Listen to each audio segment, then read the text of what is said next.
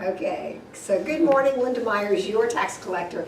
Thank you for being here. This is our coffee and conversation. We try to have 3 or 4 a year, and the purpose really is to talk about tougher subjects like this, where we can have a face-to-face and have the opportunity for asking questions. Michelle Head is our tourist development coordinator. She's a major part of our finance department, and I'm just going to introduce her, and she will be presenting to you today, and we'll both try to field questions though. Michelle? I'm going to get started on it. If you have questions during the presentation, feel free. I'm going to open it up at the end as well, so feel free. Okay. So, what is tourist development tax? It is a local option tax on any living quarters for 6 months or less. It's pretty plain, simple. Sorry. And then who must pay? Any person or entity who rents or leases any accommodation for 6 months or less, and that pertains to hotels, motels, cabins. If they rent a room, they have to pay the tax. And it also has a little bit about the permanent fixed location for the boat. That's the only time that you would charge for tourist development tax. And I just want to point this out right here. Housekeeping accommodations, that's going to be the question on RV camps, what is there? This has been a confusing subject for a lot of people. Who is exempt from paying? Anyone that's entered into a bona fide lease for over 6 months is exempt from paying the tourist development tax. But any customer who is exempt from paying sales tax is also exempt from paying tourist development tax, and it's for qualified activities. Perfect example would be Linda has a credit card, has her name on it, has PCTC underneath it, but she can't take that card and go to the movies with it. It has to be something to do with our company, our business. So they're going to conference at the end of the month.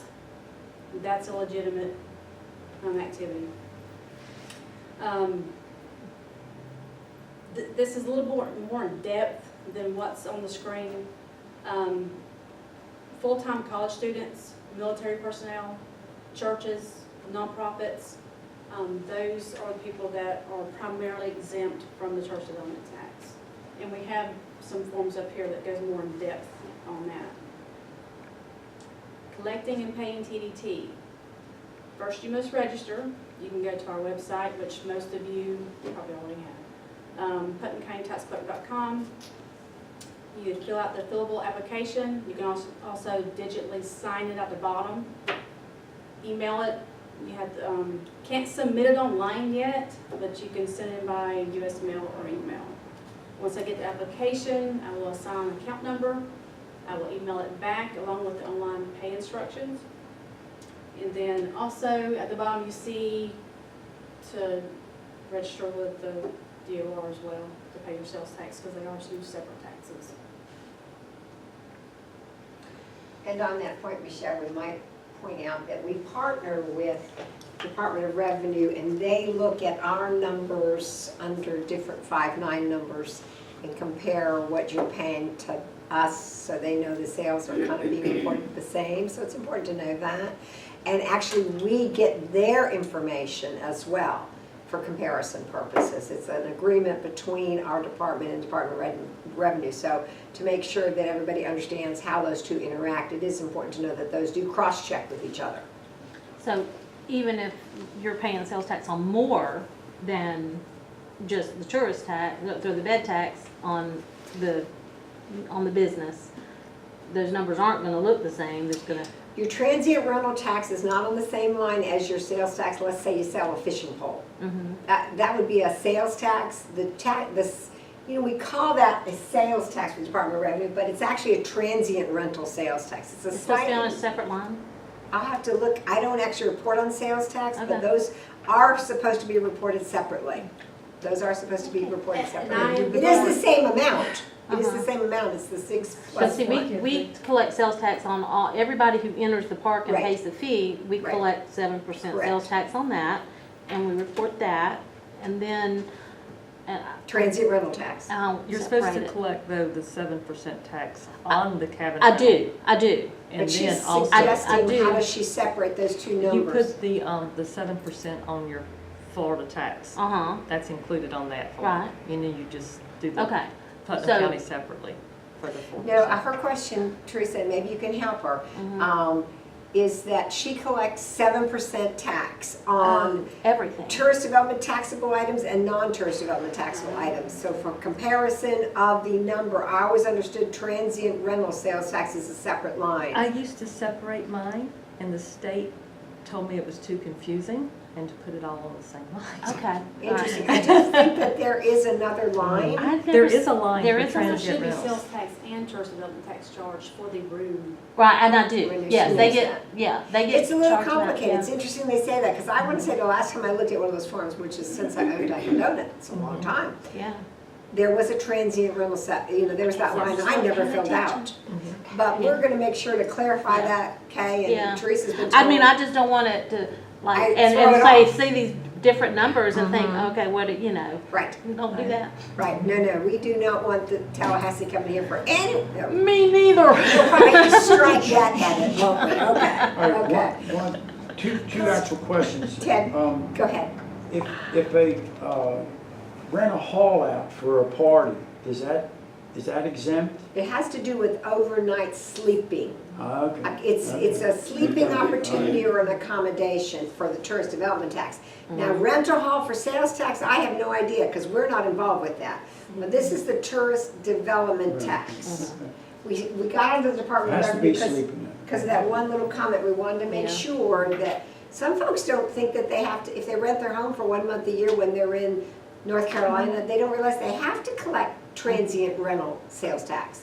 They don't even know, so they come do ours, and then the state finds them on us, and they go, they call them up and say, well, they don't call them up, they send this nice little letter. So many homeowners have become informed about the tourist development, but they have no idea they have to do the other as well. So it is that we want to make sure that when we're encouraging someone to sign up to get legal with us, that they don't find themselves in a bigger pitfall with the Department of Revenue. So that's why we actually add that on there. Okay. And so this is our website. Okay, so if you look at the website, on the left-hand side, it says pay online. That's specifically for paying online. On the right-hand side, you can do, you can actually pay online, and there's also like that's where the ordinance will be, that's where the application, the brochure, there's some Q&As on there. That's more of an informational type, but it does have online pay links within that side. And is the application, as you said, on there, on the online side, the information? This is a copy of the application. We are in the works of revamping it, so it will change a little bit. You'll see that the business tax receipt line is still there, which we no longer do, so that's going to be removed. But that's what it looks like. It is fillable online, like I said, and you can digitally sign it at the bottom. You can see where I typed my name, that little print. That's where it's saying Michelle had digitally signed this application.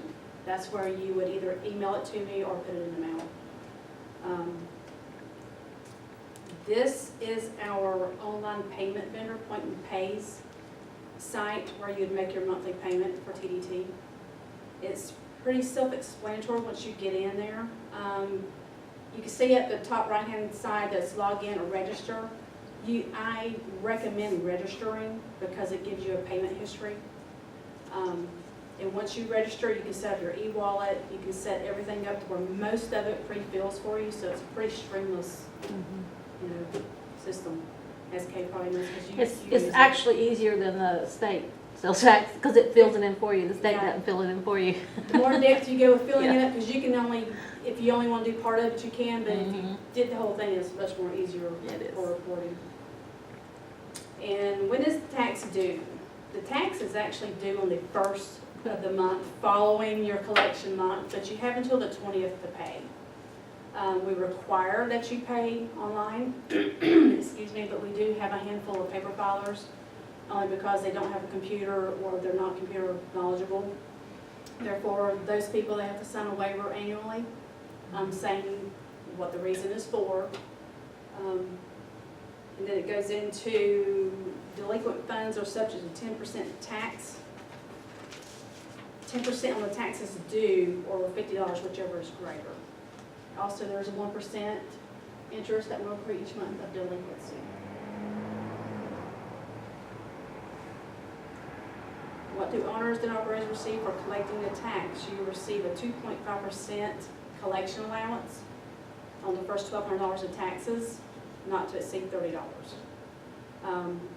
The people that do send in paper coupons, they're not allowed to use the, let me back up. The collection allowance is only allowed with online filing. I'm getting all tied up here. Audits. We haven't been real big on this in the past, but it's coming. We're getting more involved with the tourist development tax. So when that happens, you'll get a 60-day written notice letting you know that we're coming. And you should keep anything to do with your tourist development tax, your ledgers, all that for 3 years. So, and you can see that there's more in detail as far as what you'll need: the general ledger, sales tax returns, federal income tax returns, financial statements. So that's the works. We're going to get more involved with that in the near future. So, and this is where Julie probably is very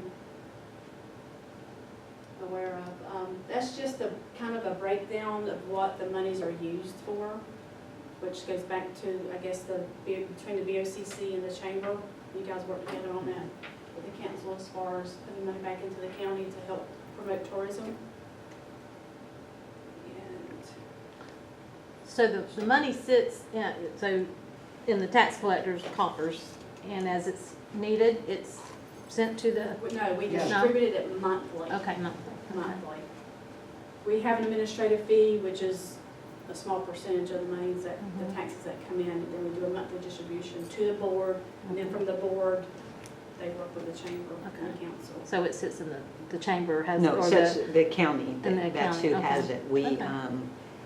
the council, distributes it. reviews the as- applications, distributes those, then it goes to the council for approval, and that's who actually sends the funds. Okay. And they spend it on more advertising to bring more tourists into the county to put heads in beds. It's all about heads and beds, because Okay. that's what replenishes funds. Go back to that other, go back one, so just a curious, okay, so 15%, 10%, 65%. Okay. This is what can be allowed. We don't actually have a convention center or, so this is the state administrative rules about this in the Florida statute. It could be we do something different here because we don't have this entity at all. We don't have a news bureau, we don't have a convention center. So probably if you wanted to know specifically, and I'm sure that there is a report that says every quarter or every year where the monies went by category, maybe not by item, but by category. Would that be a reasonable assumption? Yeah, yes, and that's all public record. Yeah. All the grants that are awarded and how much they're awarded and when they're awarded and. And the grants like, are for the festivals and things like that, correct? Right, the festivals and events and cultural arts, there's two separate. Fishing Categories. tournaments qualify, don't Yes, they, if fishing they're overnight, tournaments. if they're multiple day? It's anything like that that's multiple days, so so a participant spends the night somewhere Yeah. and spends money and buys food in the community and things like that, so. If you- And our website has the applications and all the applicable rules and what is expenditures are approved and what are not. So the little advertising that I've seen, some little movie things, is that being paid for with this money, or is that a chamber? I'm not sure what Okay. movie things you're talking Well, about. I've just seen like on the YouTube or? yeah, YouTube, I've seen some, and maybe it's on the chamber website, maybe there's a little, or I guess it's on the I think there's a couple of county. promotional, Putnam County promotional items floating in different Yes. media. I believe one of them is very old, Yes. Which is so much fun to look at. Yes, I've got the old one, but I haven't put it up yet. I And- want to put it up. And the newer one is out there, but I don't believe that was a TDC Oh, what? fund. That was promoting the entire county. Okay. Yeah, for that was economic not TDC. development. I know, like, we did one that's on the county website, and, you know, I guess, and the county has a little Has a thing link? on, yeah, has a link So when and you stuff say like we that. hogwaller. Yes, yeah, Oh, we cool. paid for it and But did it. promotional, if you come to the TDC for an event, say your event, it's more than one day and it brings overnight visitors, and you promote the event, it has to be promoted outside of the county, but that's an allowable expense. Oh, okay, all right. I got you. So we certainly want to open it up to questions like that, Kay. So, now really we do want to get specific on any kinds of questions. We do have a copy of what's the frequently asked questions. We've gone over them, but surely if you want to have that, walk back with it.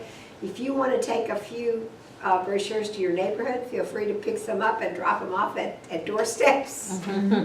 It'll have our name on it and they'll contact us.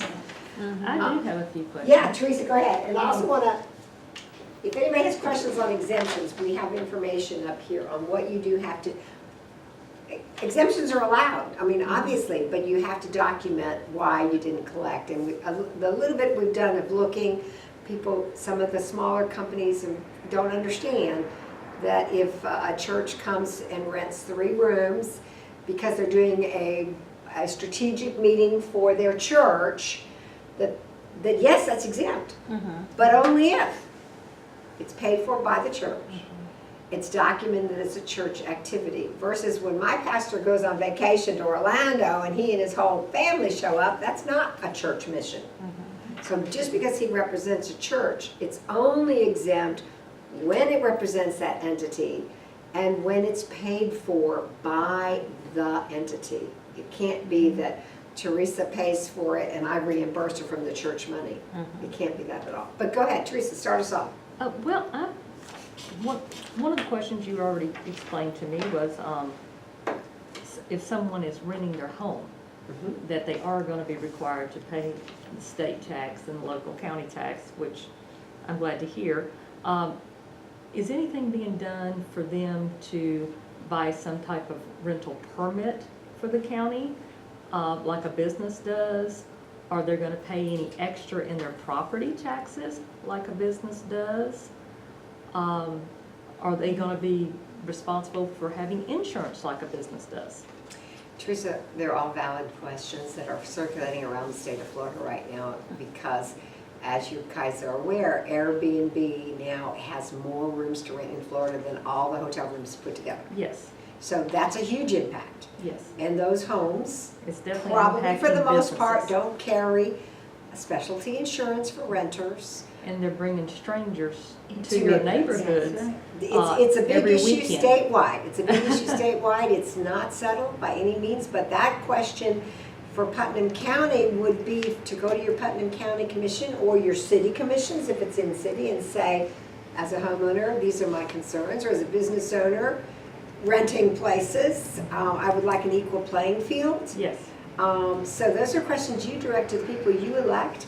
Now, I believe currently they still could pass an ordinance, but the bigger vacation places are working with the state legislature to keep local ordinances from being passed. Because they say, to give them that argument, they say, gosh, here I am, I've got 2 homes in Putnam County, I got 1 in Pasco. You know, they all have different rules. So there's some validity in that question and their side of that argument. But if a local community doesn't put their argument forward, well, then there's only one argument being heard. So it really is up to a local community to talk to their local elected officials. I know that, so for example, I'm just aware in one county in Florida, they already have these rules in place. And they've been, they're saying, okay, state legislature, do whatever you want, but we want a grandfather clause because we've got these in place and they're working here. And they're working here. Don't take something that's not working and get rid of it, and they work for our community as well. If we don't have those, and I don't know that we do or don't, Teresa, so that's a question really for our county, probably a county administrator and the attorney. I'm not sure who would know if those ordinances are in place. But it looks like sometimes the legislature, if they change the rules to accommodate these big platforms, if you have something in place, it may be able to go for a while anyways, to try to, you know, it's an interesting, government is best when it's closest to the people. We know what we like, we know what we want in our neighborhoods. So anyways, that's another, but please, these are valid questions and they're being discussed right now everywhere. Are there current Airbnbs in Putnam County? Yes. Permanent ones? Well, Current. Current, yes ma'am, there It's are. I didn't growing. realize that. And that is one of the reasons that we've had an increase, because we went after Airbnb in our county we became aware. All you gotta do is Google rental properties in Putnam County and Airbnb comes up. So you become aware they're here, and we now have a signed contract from them to collect our tourist development tax. I guess about a year ago, maybe 15 months ago, we signed it. I was gonna say too, I think after the hurricanes, the last couple of hurricanes, and then people have come to the county to work and started renting homes from people, and that just sort of prompted other people to rent their homes.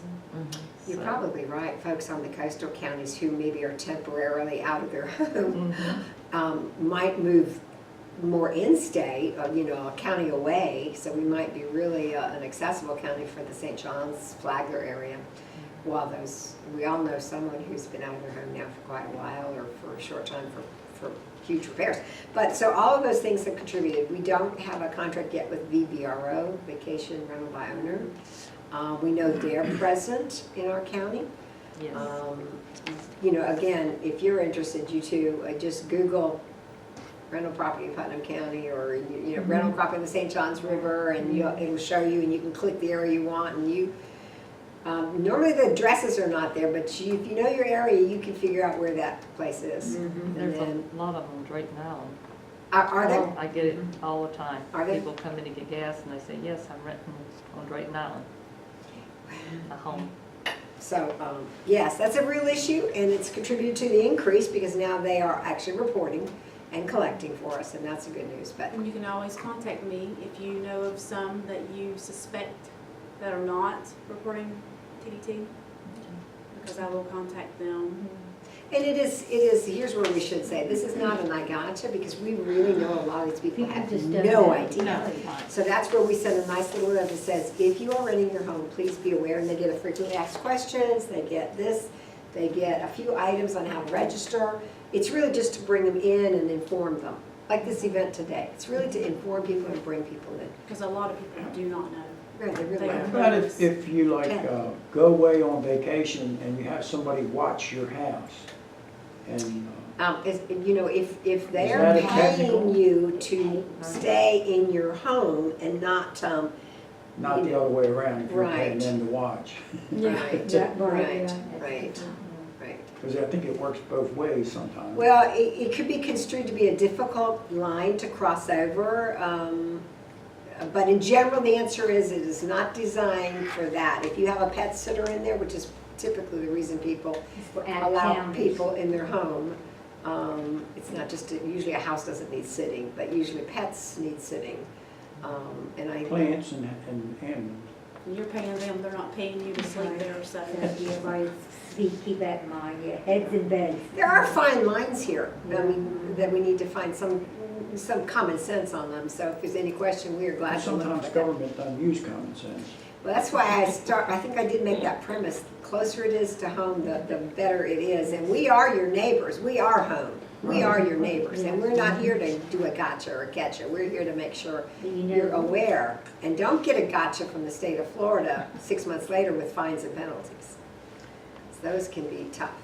So the word housekeeping that you were referring to, what's your definition of that? There's one of those fine lines, but as we understand that it's defined by the state statute. We don't, none of these are our local definition. Although we have a local ordinance, by the way, we do have a copy of the local ordinance up here, a few copies of it if you wanted to look at it. It spells out even more accommodations than our little slide did. Tries to say even a room in a house. I mean, it's saying if you are giving anybody the ability to stay on your property overnight with some kind of accommodation, if it's your room, if it's the back porch, Ouch. there is a tourist tax to be paid, and of course a transient rental tax. So that's one of the things we could actually look at the state statute, but in general, I know it means things like pump out stations, because that's the accommodation that allows them to stay there. Electricity is the accommodation, and central baths is a huge one. That's kind of one of the ones. I don't know that a campsite with a campfire pit would qualify. So finding the fine line is we're glad to look at it for you if you have some specific ones. But all of those things, yes, pump out stations, electricity, water hoses too, that allows that RV to stay. Bathrooms or showers that are available to whomever is at that campsite. That's an accommodation that allows them to stay. You know, if you said, well, what if I have a picnic table? So we'd have to, some of those may be a fine line determination, and I'm glad to look at that with you, but those other ones are solid structures that are designed specifically to allow for somebody to stay in a convenient manner overnight. So you're saying now, if you rent anything for people to stay in overnight, you pay the transient tax? Rental tax. But then do you have a sales tax on top of that? So that's sales tax, and the term gets used back and forth. It's actually called transient rental tax. Right. It's the same amount, it's the 7%. Some people call it the sales tax. It is a sales tax, it's in the same statute, but it's, So it comes out to be it's 7%. 11%? It's 11%, 7% goes to the state of Florida, See, 4% comes to that's what Putnam I'm trying County. to get at. Yeah. Right. It's 7%. 11%. It's Well, not it's just 4%. not 11, so keep in mind 7%, because then people go, oh my gosh, Putnam County's getting 11%. No, We're getting 7% is going to the state of Florida. We're getting the extra Okay. 4. Well, and actually of that 7, one little penny comes back. It gets a will little say, tricky there. But the tourist development tax that this office collects, because we have a contract with the Board of County Commissioners to collect it, is 4% at this time, at this time. You know, I think it started at 2% and then went to 4% many years ago. the tourist tax could, the county could look at charging more for people that are not commercial. That are just renting their homes instead of a 4%. We can't go any higher. 6%. 4% is the cap. We can't go any higher I didn't realize that. unless that ordinance changes. Yeah, the state ordinance or the county. The county, well, because different counties charge different amounts. Yes, different Right. counties charge different amounts, but our county is at its max. And some of that complication is that, like Orange County, if you look at your tax, they have a convention tax too. Because not only is the tourist development tax, but there are separate taxes available. Even though that said it could be used for a convention center, a town that actually has a big convention center can do a separate tax on hotel bills for the convention center as well as the tourist development. So it gets up to 8 or 9 or 10%. Yeah. I don't know what the state statute currently would allow us to do, but as Julie said. And it's different by different counties. Some of them have This capital county. improvement, and some of them don't. It's just all different by county. And that allows for the county to shape it to meet their needs, and not to, I would certainly, if there's some concept, thus again, anything dealing with that would be a county commissioner question. Yeah. Cities, just so you know, do not have a tourist development tax. That's not available to cities. That is a county availability tax, not a city. So So you may people in see something Willaca about would that. not be paying a tourist tax? To the city. Oh, They pay to the county. okay. They pay to the county. They just don't pay. But cities don't have that taxing ability yet. Okay. Who knows? Yeah. Who knows? So if you live in Palaca, you still owe the county. Right, correct, correct. That'd be double dipping, like in Orange County, the city of Orlando, and then collecting for this, well, yeah. Couldn't afford to stay there. And so that gets a little tricky. Trying to think what else we have up here for you. Again, copies of the ordinances. Frequently asked questions. If you ever have any concern, we have a little sheet here that talks about your responsibility as the collector of the tax. When someone says I'm tax exempt, you can actually put something, if any of you are part of a tax exempt, when I go, I bring my tax exempt certificate, I bring my Putnam County Tax Collector credit card, and they take copies of it all. So that's what they do.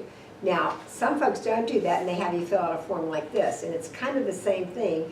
It has a perjury clause on it, and so I sign it, and I say, yes, I'm using a card from this business, and I write it, yes, this is that, yes, I do, yes, I do. Then it says, under perjury of felony charges, I ascertain this is correct. So some people, some of our local folks use one of these, so they are really making sure that that person who's claiming tax exempt is tax exempt. So that they kind of have them to go back to it and say, well, they told me they were. So here's not only where they told you they were, but this is where they actually said under a statement that they are. That's good to have. It is. It's not, we've seen major hotels like in the Orlando area.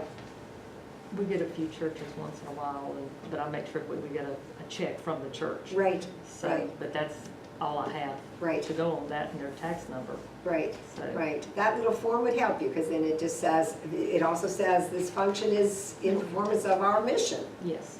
So you don't have to have that question. We also have a little something on, if you know people that don't, here's a copy of the waiver to not submit online.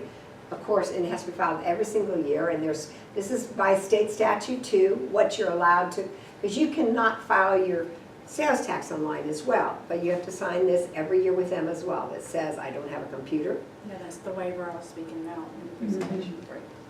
and/or I have one, but I'm not capable. You know, there's only a few opportunities to say why you're not doing it. And of course, it does state you won't receive the allowance, so when you sign off on this, and we have to get this from people every single year. We have about how many people, Michelle, that file like that? There's 5 to 10. It's a handful of them. Yeah. The majority files online. And a lot of it's the marinas is mainly what I have that's mailed in. I'm one of those that mails in. It's just, and it's one of the worst things is you can't do it, if you have to do it electronically, even though it's due by a certain date. When the government gets involved, then you have to go by business days and how many days before that you have to do it. So if you can't remember to do it, you know. But as Teresa's bringing out, that's not a legitimate reason to be filing by paper. Yes, But but then there is that's areas- a bad situation though. But there's areas where the internet still in this county is You can't very get internet. slim. I mean, Crescent City is, you know, so I can't get good reception. You're So absolutely They do correct. have that problem. And But like that's one of today, the I don't even have opportunities as computer well. today. Yeah. My computers are all tore down, and, Yes, you know, and it's then they're not- gonna be tore down again in a couple months, and it's very difficult. I do know exactly what you're talking about. Not everybody has Um, Comcast.